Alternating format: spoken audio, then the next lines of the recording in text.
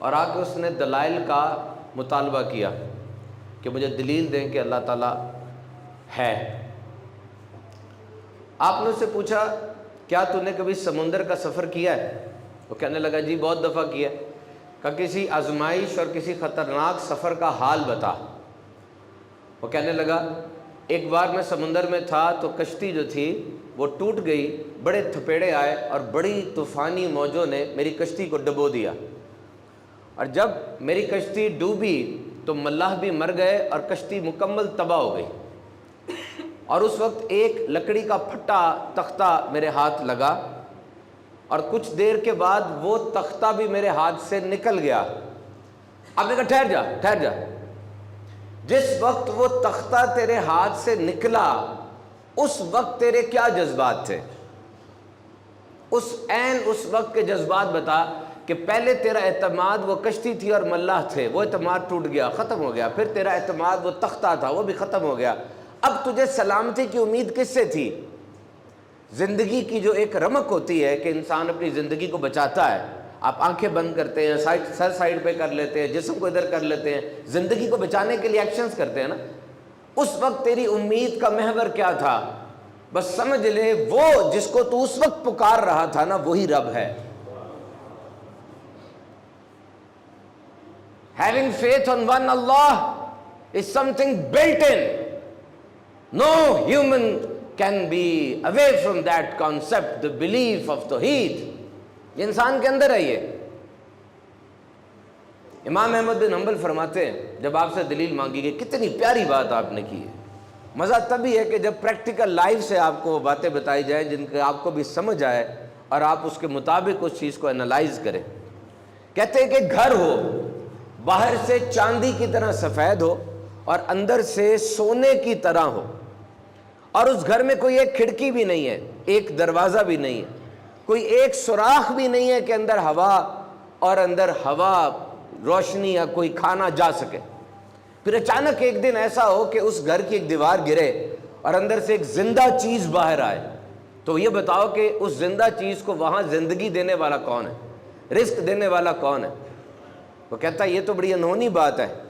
کہا کیسی انہونی بات ہے؟ میں انڈے کی بات کر رہا ہوں، انڈے کے بارے میں سوچ، باہر سے وہ چاندی کی طرح ہوتا ہے، اندر سے وہ سونے کی طرح ہوتا ہے، اور کچھ اندر نہیں جا رہا ہوتا، اچانک ایک دن وہ ٹوٹتا ہے اور ایک زندگی باہر آتی ہے۔ یہ بتا وہاں اس کو زندگی دینے والا کون ہے؟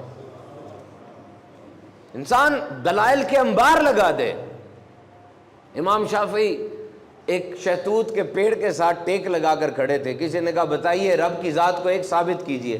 آپ نے کہا اور کچھ نہیں بلکہ شہتوت کے پیڑ سے ثابت کرتا ہوں۔ دیکھیں شہتوت کا پتا ہے، اس کے اوپر اگر ریشم کا کیڑا چلے تو ریشم پیدا ہوتا ہے، بکری کھا لے دودھ آتا ہے، ہرن کھا لے مشک پیدا ہوتا ہے۔ ان پٹ ایک ہے، ہونا یہ چاہیے تھا کہ ایک ان پٹ کا ایک ہی آؤٹ پٹ ہوتا، لیکن وہ کون ہے جو بکری کے منہ میں یہ شہتوت کا پتا ڈال کے اس سے دودھ لے رہا ہے، ہرن کے منہ میں ڈال کے اس سے مشک لے رہا ہے، ریشم کے کیڑے کے منہ میں ڈال کے اس سے ریشم لے رہا ہے؟ طبیعت واحدہ کا تقاضا ہوتا تو آؤٹ پٹ ایک ہونا چاہیے تھا۔ غور سے آنکھیں کھول کے انسان دیکھے تو حیران رہ جاتا ہے۔ پانی سے یہ جو قطرہ پانی کا ہوتا ہے آسمان سے جو زمین کی طرف آتا ہے، اس قطرے کی سائنس پہ غور کریں۔ یہ پانی کا قطرہ اگر آم کے پیڑ پہ گرے اس سے آم پیدا ہوتا ہے، یہی پانی کا قطرہ تربوز کی بیل پہ گرے تربوز پیدا ہوتا ہے، جو آم جیسا نہیں ہے، رنگ بھی مختلف ہے، سائز بھی مختلف ہے۔ یہی پانی کا قطرہ اگر موسمی کے پیڑ پہ گرے اس سے مالٹا آتا ہے، جس کا رنگ، ذائقہ، سائز آم سے بھی مختلف ہے، پانی کے قطرے سے بھی مختلف ہے۔ تو بتاؤ وہ کون سی ذات ہے جو ایک پانی کے قطرے سے ڈھیروں کام لیتی چلی جا رہی ہے؟ گائے کو دیکھیے، ون آف دا میریکلز۔ اب جانتے ہیں گائے ایک بہت زیادہ عام جانور ہے جو ہمارے گھروں میں، گائے کے اندر نشانیاں دیکھیے۔ گائے کے نا دانت دیگر جانوروں سے کم ہوتے ہیں، یہ چبا نہیں سکتی صحیح طریقے سے کھانے کو، تو یہ نگل لیتی ہے۔ پیٹ اس کا بہت بڑا ہے، 49 گیلنز کا پیٹ ہے، اور اس کے پیٹ کے 4 حصے ہیں، کمپارٹمنٹس بنے ہوئے 4۔ وہ جو کھانا یہ نگلتی ہے وہ ایک حصے میں جا کے گرتا ہے، پھر یہ بیٹھ جاتی ہے اور وہ کھانا اس کے منہ میں دوبارہ آتا ہے، یہ اس کو پھر چباتی ہے، جس کو ہم کہتے ہیں جگالی کرنا، ٹو ریمینیٹ دا کڈ. اور پھر وہ کھانا اس کے پیٹ میں جاتا ہے، اس پیٹ میں جہاں گوبر بھی ہے، جہاں خون بھی ہے، اور اس تمام کے درمیان میں سے پاک صاف سفید دودھ کی نہر جاری ہو جاتی ہے. رب فرماتا ہے کہ یہ دودھ تمہیں عطا فرماتا ہے، اس میں نہ گوبر کی آمیزش ہے، نہ خون کا رنگ ہے. تو صوفیاء فرماتے ہیں جس طرح تمہیں گائے کے پیٹ میں سے خالص صاف دودھ وہ عطا فرماتا ہے، تم بھی اس کو جب عبادت پیش کرنا نا تو ریاکاری اور باطنی بیماریوں سے پاک عبادت پیش کرنا. تمہاری عبادت میں بھی اخلاص ہو، جو روز آپ کو اخلاص کی منزل پر لے کے جا رہا تھا. اخلاص کب کمپرومائز ہوتا ہے؟ جب آپ مقابلہ کسی سے کر رہے ہو. روزے میں آپ کا مقابلہ کسی سے نہیں ہے. میں آپ سے پوچھوں آپ کا روزہ ہے، یہ لگتا ہے یہ عجیب سا ہے، نہ آپ کو کسی سے کوئی غرض ہے. You don't need reward from anybody. تبھی فرمایا کہ ہر نیکی کا بدلہ 1 گناہ ہے، 200 گناہ ہے، 700 گناہ تک دیتا ہوں. لیکن روزے کے لیے یہ تناسب، یہ فارمولہ نہیں ہے. روزہ میرے لیے ہے اور میں ہی اس کی جزا ہوں، اللہ خود اس کی جزا ہے. یاد رکھنا، یہ انتہا ہوتی ہے کہ آپ کو امید کوئی نہ ہو، صرف پہچان ہو جائے، یہی بڑی بات ہے. بابا فرید لکھتے ہیں کہ مجنو کو پتا چلا کہ لیلا جو ہے نا وہ کچھ بانٹ رہی ہے. مجنو عاشق سے تعبیر کرتے ہیں نا، اور لیلا کو محبوب سے تعبیر کرتے ہیں. لیلا کچھ بانٹ رہی ہے، اس نے بھی لکڑی کا پیالہ پکڑا اور جا کے لائن میں کھڑا ہو گیا. لیلا ہر ایک کو کچھ نہ کچھ دیتی جا رہی ہے، ہر ایک کو کچھ نہ کچھ دیتی جا رہی ہے، رینڈملی دے رہی ہے، خیرات کر رہی ہے تو دے رہی ہے، رینڈملی دے رہی ہے، آئے دے دیا دے دیا. جب مجنو کا پیالہ آگے آیا، لیلا نے کچھ نہیں ڈالا، پیچھے ہاتھ کر لیا. مجنو نے پیالہ پھینکا، رقص میں آ گیا، وجد میں آ گیا، خوش ہو گیا. لوگوں نے کہا حیرت کی بات ہے، اس نے سب پہ التفات فرمایا، سب کو نوازا، تجھے نہیں دیا تو تو وجد میں آ گیا. کہنے لگا یہی تو بات ہے، اس نے مجھے پہچان تو لیا نا، پہچانا تو نہیں دیا نا. دے تو سب کو رہی تھی، جو آ رہا ہے دے رہا ہے، جو آ رہا ہے پا رہا ہے. مجھے جو نہیں دیا تو پہچان لیا. تو سنو، عشق میں محبوب دے یا نہ دے یہ کاؤنٹ نہیں کرتا، بس وہ پہچان لے، پہچان لے. رب فرماتا معراج کی رات، پیارے جو میں نے تجھے عطا فرمانا تھا وہ تو میں نے تجھے عطا فرما دیا، تجھے مہمان بنایا، اسرار و رموز سکھائے، جو تجھے دینا تھا دے دیا. اب تو مجھ سے کچھ مانگ، تجھے کیا چاہیے؟ پیارے آقا عرض کرتے ہیں اللہ بس آج تو مجھے دیکھ، میں نے تجھے ہر جگہ رب رب پکارا، میں نے خانہ کعبہ میں تجھے رب پکارا، صفا مروہ میں تجھے رب پکارا، ہر جگہ تجھے رب پکارا. آج تو مجھے بندہ کہہ کے پکار دے. یہ بندگی میرے لیے سرٹیفکیٹ ہے کہ میں تیرا بندہ ہوں. تو محبوب کی پہچان بڑی ضروری ہے. یہ رب تعالیٰ کی ذات ہے جس کی نشانیوں پر ہم بات کر رہے تھے. سبحان الذی، پاک ہے وہ ذات. کیف تکفرون باللہ، اور تم کیسے اپنے رب کی ذات کو جھٹلاؤ گے. ادھر سے نہ دیکھو، یہ دیکھو اپنے آپ کو دیکھو، یہ میں مار رہا ہوں نا، یہ کچھ نہیں ہو رہا. یہ کتنا پیارا سٹرکچر بنا ہوا ہے آنکھ کا، میں گر نہیں رہا، بیلنس میرا قائم ہے. جیسی دا انجینئرنگ، 4 انگلیاں کا انگوٹھا ہے، اگر یہ انگوٹھا نہیں ہوگا نا، 4 انگلیاں کسی کام کی نہیں ہے. تسمہ نہیں باندھ سکتا میں سے، بٹن نہیں بند کر سکتا. کتنی پیاری انجینئرنگ ہے. کس نے یہ سارا کچھ کیا؟ یہ تخلیق، یہ ماسٹر پیس کس نے بنایا؟ ایک دم سے نہیں کچھ ہو سکتا، یہ پاسبل نہیں ہے. آسمان پر بغیر ستونوں کی چھت کو دیکھو اور اڑتے ہوئے پرندوں کو دیکھو. پرندوں کی جتنی اقسام دریافت ہوئی ہیں یہ اڑتی ہیں. کچھ فلائٹ لیس برڈز ہوتی ہیں، جیسے آسٹرچ ہے، نہیں اتنا اڑ سکتا بلکہ اڑتا ہی نہیں ہے. اور بھی فلائٹ لیس برڈز ہیں. آپ کو پتہ ہے دنیا میں سب سے زیادہ ٹینشن والی جاب کون سی ہے؟ The most tension oriented job, جس جاب میں انسان کو سب سے زیادہ سٹریس ہوتا ہے، یہ ہے نیویگیشن جو کر رہے ہوتے ہیں. ہوائی جہاز کو اڑاتے ہیں، گراتے ہیں اور کہتے ہیں اڑ جاؤ، تمہاری باری آ گئی ہے، تمہاری باری، اتر جاؤ. یہ بڑی خطرناک جاب ہے. وہ ذرا سی غلطی کر دے گا نا، کئی جانیں ضائع ہو جائیں گی. الرٹ رہنا پڑتا ہے. ہیتھرو ایئرپورٹ جو لنڈن کا ہے اس میں روزانہ 1300 فلائٹیں اڑ رہی ہیں، دبئی میں 1100 اڑ رہی ہیں. اتنی زیادہ پریسائسنس کے ساتھ ذرا سی بھی غلطی ہو جائے، جہاز ٹکرا جائیں گے، پوری دنیا میں ایک برننگ ایشو بن جائے گا. اور ادھر دیکھو یہ پرندے ہزاروں کے اس فلاک میں، اس بھیڑ میں ٹیک آف کرتے ہیں، لینڈ کرتے ہیں، کوئی ٹکر نہیں ہوتی. ان کو کون چلا رہا ہے؟ You know the longest flight from a bird, دنیا کی سب سے بڑی فلائٹ کون سی ہے برڈ کی؟ یہ بارٹیلڈ گوڈوٹ ایک پرندہ ہے، بارٹیلڈ گوڈوٹ. 9 دن اور 9 راتیں یہ آسمان میں رہتا ہے. 11,500 کلومیٹر الاسکا سے اڑنا اس نے اور نیوزی لینڈ جانا ہے. اترتا نہیں زمین پر. میں کوئی بڑے الباٹروس کی بات نہیں کر رہا، میں 16 انچ کا پرندہ ہے یہ، بس پر پڑا رہا ہے، اڑ رہا ہے. ریت کے صحرا آ رہے ہیں، برف کا طوفان آ رہا ہے، بارش برس رہی ہے، اڑ رہا ہے. سائنس کہتی ہے اس کا آدھا دماغ جاگتا ہے، آدھا سو رہا ہوتا ہے، پھر آدھا جاگتا ہے، پھر آدھا سوتا ہے. اور جب یہ اترتا ہے اس کے جسم کی آدھی فیٹس برن ہو چکی ہوتی ہیں، دوبارہ کھاتا ہے. نہیں سمجھ آ رہی نا؟ آؤ میں سمجھاتا ہوں. سورہ ملک میں رب فرماتا اولم یروا الی الطیر فوقہم صافات ویقبضن ما یمسکہن الا الرحمن انہ بکل شیء بصیر. اپنے سر پر دیکھو یہ پرندے پر پھڑاتے اڑتے ہوئے. کون ان کو آسمان میں ٹھہراتا ہے؟ تمہارا اللہ. تمہارا اللہ وہ خالق کائنات ہے، وہ مالک کل ہے، وہ بے نیاز ہے، وہ قادر مطلق ہے. اس نے تمہیں پیدا فرمایا. تمہارا اس کا کیا رشتہ ہے؟ وہ معبود ہے، تم عبد ہو، تم نے اس کی عبادت کرنی ہے. اس نے تمہیں پیدا فرمایا اور تمہاری ڈیوٹی بھی بتا دی. قرآن میں آتا ہے وَمَا خَلَقْتُ الْجِنَّ وَالْإِنسَ إِلَّا لِيَعْبُدُونَ، اور میں نے جنوں اور انسانوں کو اپنی عبادت کے لیے پیدا کیا. Sole purpose of your creation is to worship Allah. Why you are here in this world? It's a big test for you. یہ دنیا آپ کا پہلا اور آخری ٹھکانہ نہیں ہے میرے دوست. یہ دنیا تیسرا پڑاؤ ہے اس لمبے سفر کا. پہلا پڑاؤ کیا تھا؟ عالم ارواح جب عہد لیا گیا. دوسرا پڑاؤ کیا تھا؟ تمہاری ماں کا پیٹ جب تم اس کے اندر آ گئے. تیسرا پڑاؤ یہ ہے، یہ ختم ہونے والا ہے. اور پھر آئے گا قبر اور پھر آئے گا حشر. تو مقصد کیا ہے؟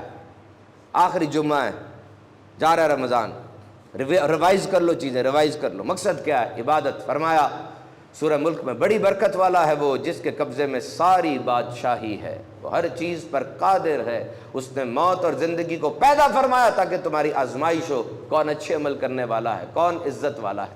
اچھا، یہ عبادت کا کانسیپٹ نا دین اسلام میں بہت وسیع ہے. عبادت کا کانسیپٹ بہت وسیع ہے. عبادت کا مطلب کیا، اس کا کور آئیڈیا سمجھے.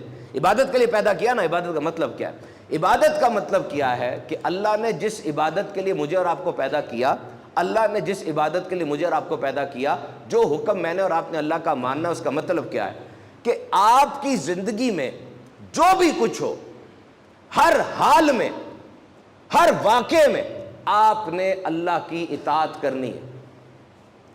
جو بھی قدم آپ نے اٹھانا ہے، پہلے یہ سوچنا ہے کہ یہ جائز ہے یا ناجائز ہے، حلال ہے یا حرام ہے، اللہ کو خوش کرنے والا ہے یا اللہ کے غضب کو ابھارنے والا ہے.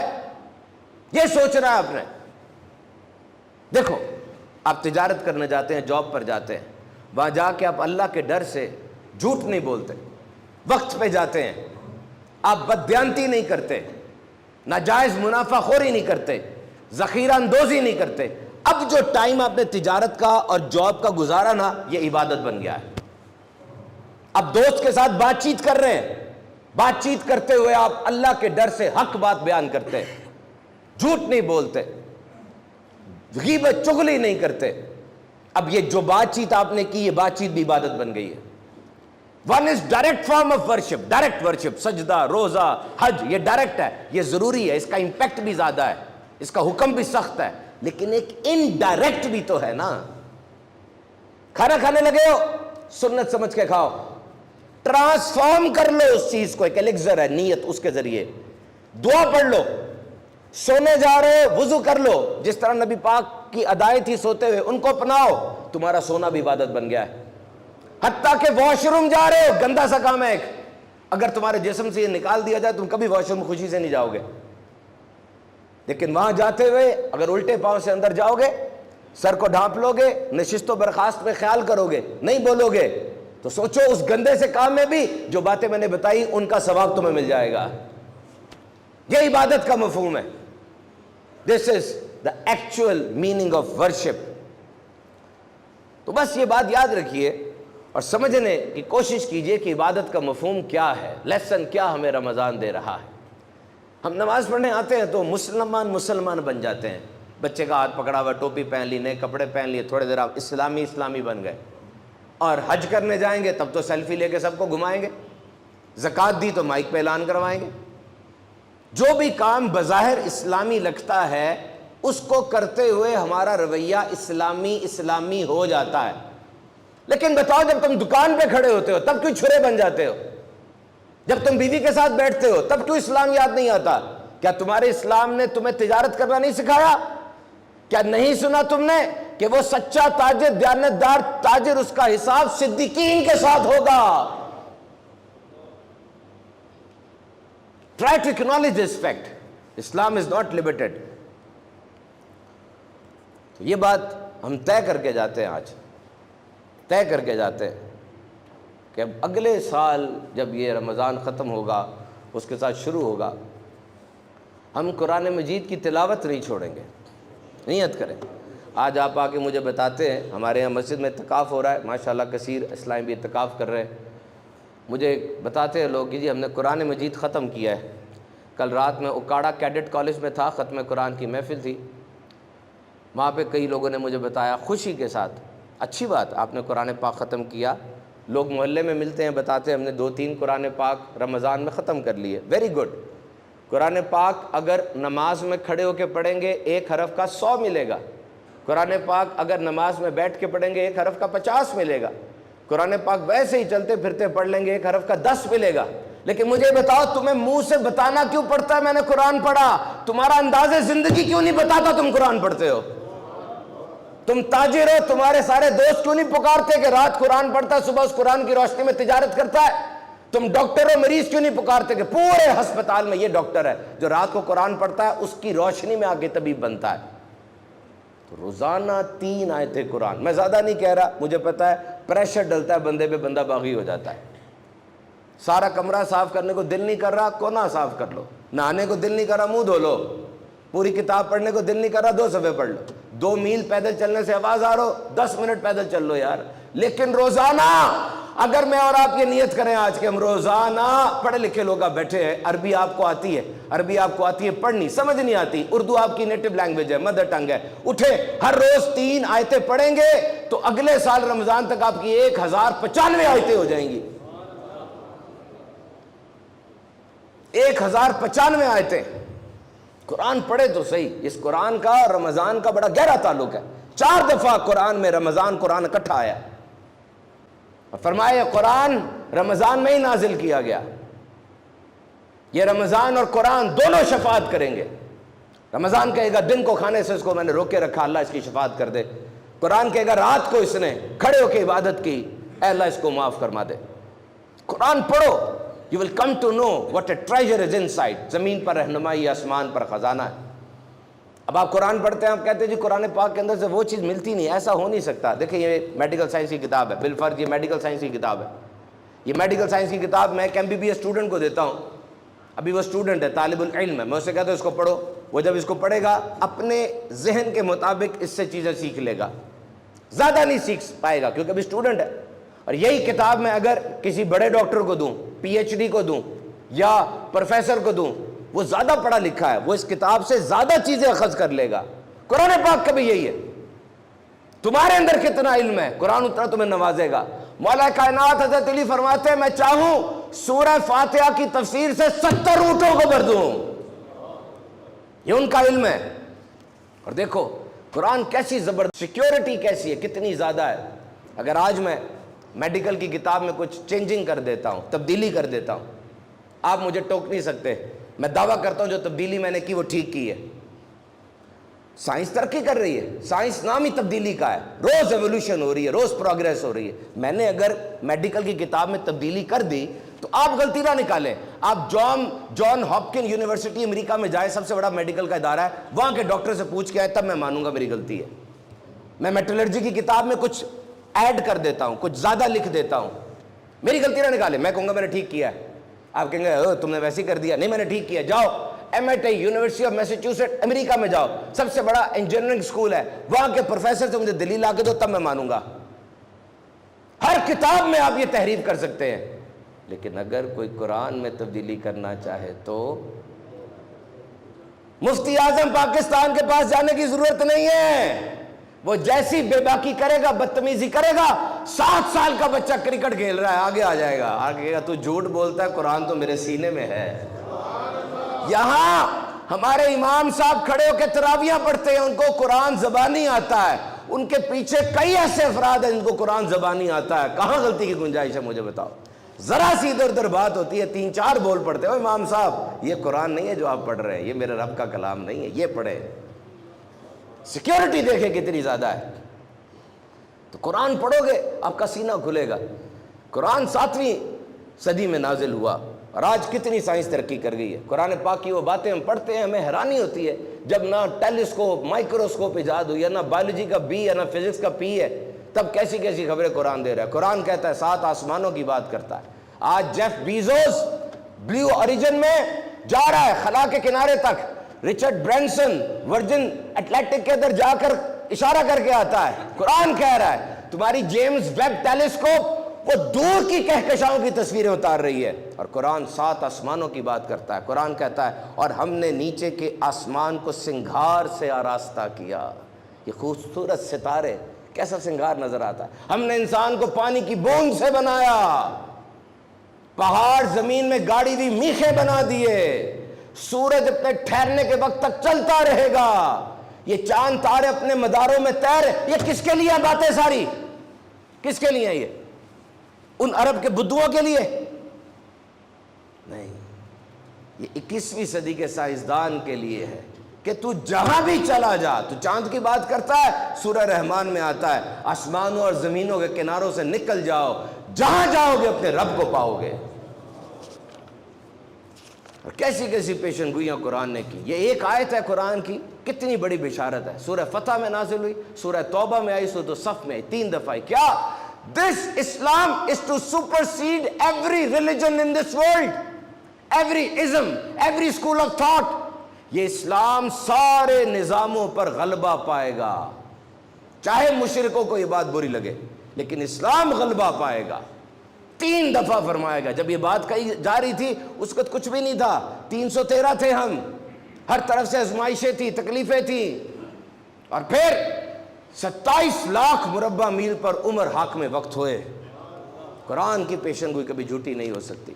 تو رمضان کے اس مہینے میں ہم نے قرآن پاک کو دیکھنا ہے اور سمجھنے کی کوشش کرنی ہے. پہلی نیت میں نے اور آپ نے کیا کی ہے؟ روزانہ 3 آیتیں قرآن مجید کی ہم پڑھیں گے، ترجمہ اور تفسیر کے ساتھ پڑھیں گے.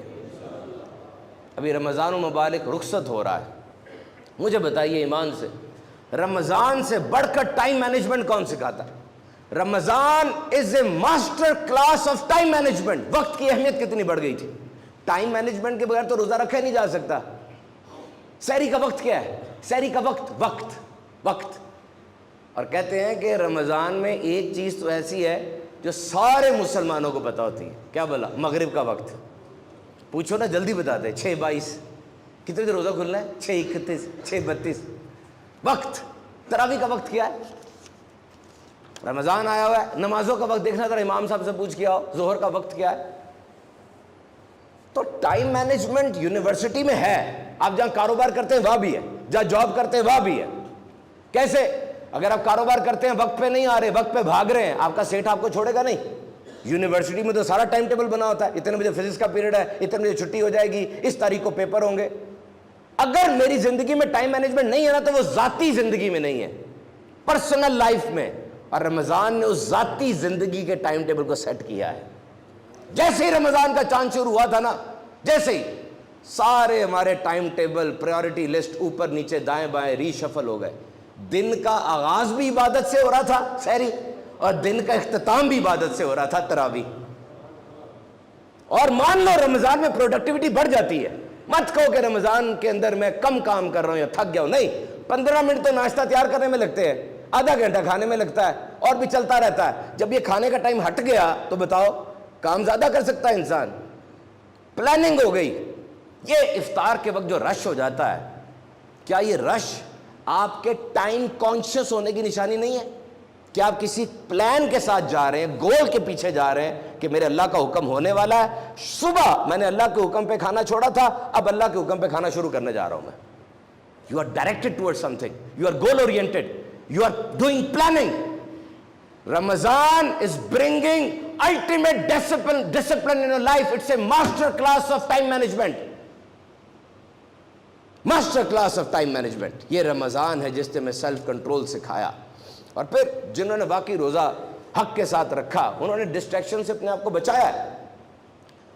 انہوں نے موبائل کا استعمال زیادہ نہیں کیا, لڑائی جھگڑے نہیں کیے. ان کو پتا تھا کہ رب تعالیٰ نے فرمایا کہ جو تم سے لڑے تم اس کو کہہ دینا میں روزے سے ہوں. اور شام کی روٹین کو دیکھیں آپ, ہر بندے کی شام کی روٹین ہوتی ہے. کاروباری آدمی واپس آتا ہے, جاب والا واپس آتا ہے, ادھر ادھر. شام کی روٹین پوری بدل گئی آپ کی. افطاری کرنی ہے, تراویح پڑھنی. The entire routine was changed. تو ڈائریکٹ عبادت بھی بڑی آگے بڑھ گئی, انڈائریکٹ عبادت بھی بڑی آگے بڑھ گئی. میرے محترم سامعین کرام, رمضان کے اندر ہماری کیپیسٹی بڑھ گئی تھی. رمضان کے اندر ہماری کیپیسٹی بڑھ گئی تھی. اور اب آخری عشرہ رمضان کا, براہ کرم سب کو میں پیغام دے رہا ہوں, اپنی لیلۃ القدر کو خراب نہ کر لینا. Don't mess up with your لیلۃ القدر. This is a night. Now see the wisdom behind that. You know what is the concept of لیلۃ القدر? One night equivalent to 1000 months. One night is equal to 1000 months. And withholding the precise date of لیلۃ القدر is full of wisdom. کیوں آپ سے روکا گیا؟ نہیں بتایا گیا کہ لیلۃ القدر کی رات کون سی ہے, نہیں بتایا گیا. رات مغرب کے بعد شروع ہو جاتی ہے, آخری عشرہ ہے, لیلۃ القدر آنی ہے. کوئی ایسی حرکت نہ کر لینا کہ فرشتے تمہارے لیے رحمت لے کر آ رہے ہو اور تمہاری حرکت کی وجہ سے تم رحمت سے محروم رہ جاؤ. نو, ہر تاخرات میں یہ 4-5 کام تو ضرور کرنے چاہیے, کیونکہ ابی بن کعب قسم کھایا کرتے تھے کہ لیلۃ القدر 27ویں رات ہے. بایزید بستامی فرماتے 2 بار مجھے لیلۃ القدر ملی, دونوں بار 27 رمضان تھی. ہر رات کے جلب میں برکتیں ہیں, لیکن اسپیسیفائی کیا گیا. ایک تو ہر تاخرات میں آپ 2 سے 4 پارے پڑھ لیا کریں. دوسرا, کچھ نہ کچھ صدقہ خیرات کر دیا کریں. تیسرا, تاخرات میں بالخصوص اور ساری زندگی بالخصوص عشاء کی نماز جماعت سے پڑھیں, آدھی رات کا ثواب مل جائے گا. پھر فجر جماعت سے پڑھیں, باقی آدھی رات کا ثواب مل جائے گا, ساری رات کا ثواب مل جائے گا. تو لیلۃ القدر 1000 مہینوں سے بہتر رات. جب میرے آقا کی بارگاہ میں مخلوق کی عمریں پیش کی گئیں, میرے حضور دیکھے, حضور غمگین ہو گئے کہ میری امت کی عمریں تو سب سے کم ہے. فرمایا پیارے پریشان نہ کیا ہے, نہ آپ کو کرنے دیں گے, نہ آپ پریشان ہو. سلام ہی حتی مطلع الفجر, یہ ایک رات دی ہے جو ساری رات سلام تھی. خیر ہی خیر ہے, فرشتے نازل کر دوں گا پیارے, صبح تک فرشتے آتے رہیں گے, یہ مسافہ کریں گے آ کے تیرے امتیوں سے. یہ لیلۃ القدر میں جو آنکھ میں آنسو آ جاتے ہیں, دل نرم پڑ جاتا ہے, یہ جبریل کا مسافہ ہے. بی بی عائشہ عرض کرتی یا رسول اللہ, اگر مجھے پتہ چل جائے کہ جو گھڑیاں گزر رہی ہیں یہ لیلۃ القدر کی ہے, میں کیا کہوں؟ فرمایا عائشہ, اگر تجھے لیلۃ القدر مل جائے تو بس فقط اتنا کہہ دینا, اللہم انک عفو تحب العفو فاعف عنی. اے اللہ تو معاف کرنے والا ہے,